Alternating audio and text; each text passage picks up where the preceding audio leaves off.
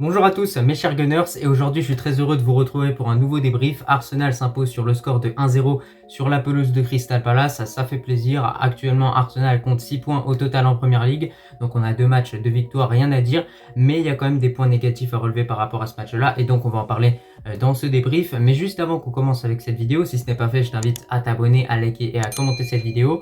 En tout cas, un très grand merci à l'ensemble des personnes qui feront ça. N'oubliez pas également d'activer la cloche des notifications. Et donc dans ce débrief, on va directement commencer avec la composition. On a pu observer quelques changements par rapport à la composition qui était présente contre Nottingham Forest. Donc tout d'abord au poste de gardien, pas de David Raya qui vient d'arriver, donc c'est toujours Ramsdale qui est titulaire. Ensuite défense à 4 avec Tomiyasu en défenseur gauche, on reviendra sur ça mais j'ai pas du tout aimé. En défenseur droit, on avait du coup Partey, voilà, comme contre Nottingham Forest, mais au final Partey n'était pas réellement un défenseur droit, il venait beaucoup apporter au milieu de terrain. Ensuite, charnière centrale avec Ben White et Saliba. Rien à dire par rapport à ces deux joueurs-là, ils sont vraiment extraordinaires. Juste devant eux, un milieu à 3 avec Havertz, Rice et pour finir Odegaard. Et enfin, le trio d'attaque Martinelli, Saka, Nketiah qu'on commence vraiment à bien connaître. Premièrement, dans ce débrief concernant la première mi-temps, on l'a vu, Arsenal a directement commencé à avoir le ballon, a pu enchaîner quelques phases de possession justement. Et dès le début du match justement, on a vu qu'il y avait réellement une bonne entame de jeu, clairement de la part des Gunners, avec déjà beaucoup d'intention d'aller vers l'avant, d'aller vraiment mettre la pression sur cette équipe de Palace. Et c'est vraiment l'attitude qu'il fallait avoir. Donc rien à dire par rapport aux consignes que Arteta a pu donner aux joueurs. Ils ont vraiment fait ce qu'il fallait. On a vu que Partey venait justement apporter un peu plus de surnombre au niveau du milieu de terrain. On a vu que Ben White se repositionnait en latéral droit. Donc au final, cette position de Partey en tant que défenseur droit, elle est un petit peu fictive, j'ai envie de vous dire, parce qu'en réalité, il joue au milieu de terrain. Donc voilà, après, on a hâte bien évidemment que Ben White retrouve vraiment son couloir droit, qu'il ne soit plus en charnière centrale, parce que moi, personnellement, je préfère quand c'est Gabriel et Saliba plutôt que Saliba et Ben White, malgré le fait que Saliba et Ben White, c'est quand même une charnière centrale qui fait le taf. Donc comme je l'ai dit, il y avait vraiment une bonne entame de match de la part d'Arsenal, mais en face, il y avait quand même une sacrée équipe de Crystal Palace qui était vraiment bien en place, bien organisée, avec un bloc bas. Et justement, par rapport à ce bloc bas, Arsenal était vraiment très très haut sur le terrain, a pu enchaîner justement des phases de possession. Voilà, il y a eu des occasions qui ont été loupées, il y a eu un poteau de la part de Nketiah, il y a eu également une grosse occasion loupée par Nketiah de nouveau justement, où il a voulu tenter de mettre un piqué. Il y avait une combinaison qui était très intéressante justement entre Rice, Saka, Odegaard et Nketiah, et au final il ne finit pas l'action. C'est plutôt dommage parce que ça aurait donné vraiment un beau but, mais en tout cas on ne lui en veut pas parce qu'à la fin on a quand même réussi à gagner ce match-là. Et d'ailleurs, par rapport à cette équipe de Crystal Palace, elle a su nous mettre en danger à certains moments justement, parce que cette équipe justement défendait et attaquait en contre. Et donc sur tous les longs ballons qu'ils arrivaient à mettre devant, on a vu qu'il y avait parfois, à certains moments, entre Saliba et Ben White, une mauvaise gestion de la profondeur.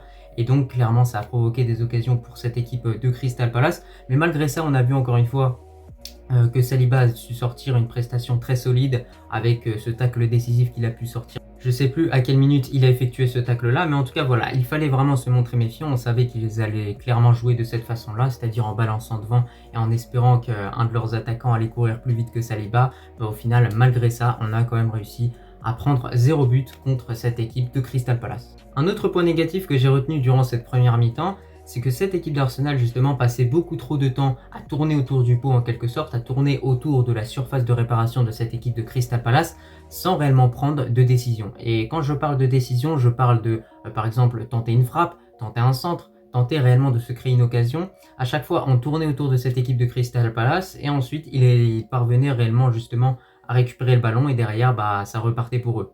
En fin de première mi-temps quand même, on a commencé à voir qu'Arsenal a réellement compris qu'il fallait commencer à tirer, à centrer, à se créer des situations et des occasions justement. On a eu une équipe d'Arsenal justement qui poussait de plus en plus sur les buts de Crystal Palace avec beaucoup de frappes.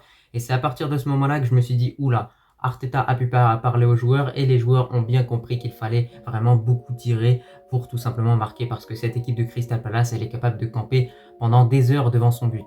Après sinon, par rapport à ce match-là, j'ai beaucoup apprécié la prestation de Rice, même s'il n'a pas été forcément extraordinaire, parce qu'il a toujours cette volonté justement de vouloir relancer propre, et ça c'est vraiment une qualité que j'apprécie beaucoup chez un milieu défensif, et je pense que c'est en grande partie pour cette qualité justement qu'il a été recruté par Arsenal.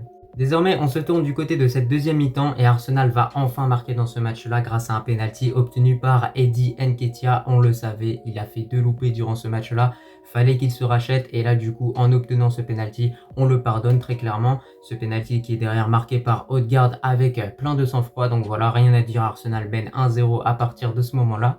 Et là, on se disait que Arsenal allait tout donner, allait pousser pour mettre le deuxième but, pour faire le break. Mais malheureusement, il y a eu Tomiyasu qui a encore fait une faute et donc il a pris rouge. Alors je trouve que ce carton rouge il est plutôt sévère. Voilà, je trouve qu'il est sévère, mais au bout d'un moment c'est logique. Il fait 2 fautes qui sont des fautes qui méritent de prendre un carton jaune, donc c'est logique à la fin qu'il prenne un carton rouge en finale. Et c'est réellement à partir de ce moment-là que ça se complique pour Arsenal, parce que là on se retrouve à 10 contre 11. Face à une équipe de Crystal Palace qui est à domicile, où il y a les supporters qui poussent pour marquer justement. Et là, clairement, durant le restant de cette rencontre, justement, à partir du moment où Tomiyasu a reçu sur ce carton rouge, justement, Arsenal n'a fait que défendre. Et là, franchement, c'était vraiment horrible. En tant que Gunners, on le sait, on était tous derrière notre écran en train de stresser à mort. Au final, on n'a pas pris de but, mais franchement, on n'était pas loin d'en prendre un. Et voilà, faire un match nul contre cette équipe de Crystal Palace à l'extérieur, ça aurait été décevant. Même si c'est compliqué de gagner chez eux, ça n'empêche pas que ce sont des équipes avec le niveau qu'on a, qu'on est obligé de battre. Et le pire, c'est qu'Arsenal, justement, concède beaucoup d'occasions, beaucoup de centres, beaucoup de frappes, etc. Mais en plus de ça, au lieu de tenter de poser le jeu, de récupérer les ballons, de recommencer à construire malgré qu'il nous manque un joueur sur le terrain, eh ben on redonne tout simplement le ballon pour se faire battre encore une fois. Et ça, c'est souvent ce qui se passe avec de nombreuses équipes, justement. Au lieu de tenter de poser les choses et peut-être arranger le problème, donc ce manque d'un joueur, et derrière, on redonne le ballon à l'adversaire pour encore une fois se faire battre. Bon écoutez, c'était un petit peu tout par rapport à ce débrief. Franchement, j'ai pas grand chose d'autre à rajouter par rapport à ce match-là. J'ai envie de vous dire que l'essentiel est assuré. On a quand même une très belle performance de la part de Odegaard aujourd'hui, mais je trouve que les Gunners n'ont pas non plus été super brillants. Mais ce qui comptait, c'était réellement de récupérer les 3 points. C'est chose faite, donc voilà, maintenant on n'a rien à dire.